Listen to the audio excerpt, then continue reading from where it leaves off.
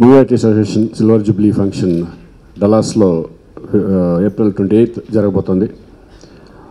అక్కడ ఆర్గనైజర్స్ అందరూ, అక్కడ చేసే వాళ్ళందరూ వచ్చారు. నిఖిల్ అండ్ వీళ్ళందరూ వచ్చారు. చాలా థ్యాంక్స్.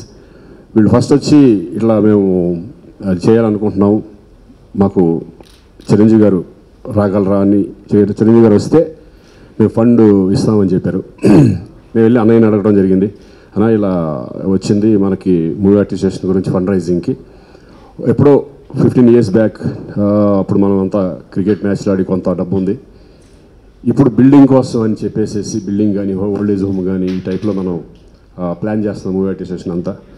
కంపల్సరీ మీరు వస్తే కనుక మాకు ఇట్లా వర్క్ ఇది అవుతుంది అని చెప్తే, నేను ఫౌండర్ ప్రెసిడెంట్ గారు మూవీ ఆర్టిస్ట్ అసోసియేషన్లో ఉన్నాను, ఏ సహాయం కావాలన్నా నేను ముందుండి మీరు నన్ను గ్యారంటీ తీసేసుకోండి, డెఫినెట్గా వస్తాను, వెల్కమ్, మీరు ఎట్లా కావాలో అలా ప్లాన్ చేసుకోండి అని చెప్పారు. నిజంగా థ్యాంక్స్ టు చిరంజీవి గారు.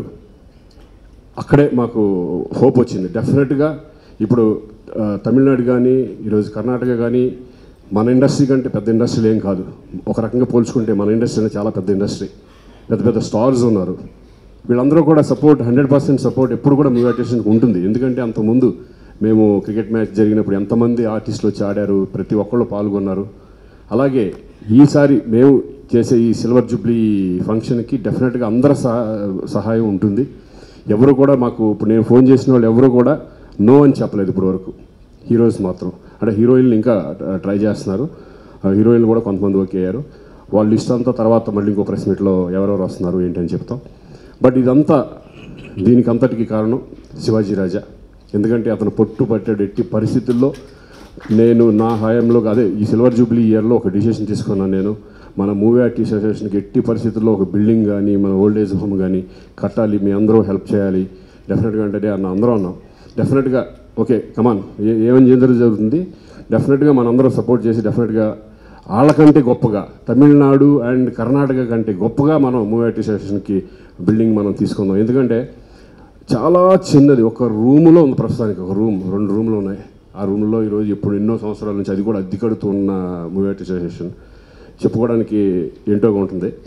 సో అందరి సహకారం కావాలి. డెఫినెట్గా ప్రతి హీరో కూడా దీనికి సపోర్ట్ చేయాలి. ఇది మన కోసం కట్టుకునే, మన కోసం ఈ మూవీ ఆర్టిస్ట్ అసోసియేషన్ స్థాపించబడింది.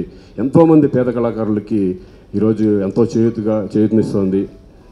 మన పేరు మనం ఎంతో సంపాదిస్తున్నాం, హీరోలు అవుతున్నాం, డబ్బులు సంపాదిస్తున్నాం. దాంట్లో కొంత మన మూవీ ఆర్టిస్ట్ అసోసియేషన్ గురించి మనం వెచ్చిస్తే అక్కర్లా, మనమేమో డబ్బులు ఇవ్వక్కర్లా, అట్లీస్ట్ ప్రజెన్స్ అనేది చాలా ఇంపార్టెంట్.